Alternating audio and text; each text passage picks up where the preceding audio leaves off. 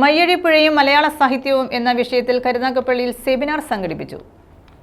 വിദ്യാരംഭം കരുനാഗപ്പള്ളി ഉപജില്ലയുടെ ആഭിമുഖ്യത്തിൽ ബോയ്സ് HSSൽ നടന്ന seminar VP Jayaprakash Menon ഉദ്ഘാടനം ചെയ്തു. Karunagappally boys higher secondary seminar ഹാളിലാണ് സെമിനാർ സംഘടിപ്പിച്ചത്. VP ജയപ്രകാശ് മേനോൻ സെമിനാറിന്റെ ഉദ്ഘാടനം നിർവഹിച്ചു. നവോത്ഥാനത്തിന്റെ വലിയ മുന്നേറ്റം, ജാതി വിവേചനത്തിനും അന്ധവിശ്വാസങ്ങൾക്കും ദുരാചാരങ്ങൾക്കും എതിരെയുള്ള വലിയ സമരങ്ങൾ നടക്കുന്ന ഒരു കാലം. ഇത് രണ്ടുമാണ് യഥാർത്ഥത്തിൽ അന്നത്തെ മലയാള സാഹിത്യ രംഗത്തെ ആകെ പ്രതിഫലിച്ച സംഭവങ്ങളാണെങ്കിലും നോവൽ സാഹിത്യത്തിലും ഇത് വളരെ പ്രധാനമാണ്. 1944 എന്ന് പറയുന്ന വർഷത്തിന്റെ പ്രത്യേകത മലയാളത്തിലെ പ്രധാനപ്പെട്ട 2 നോവലുകൾ ഓടയിൽ നിന്ന്.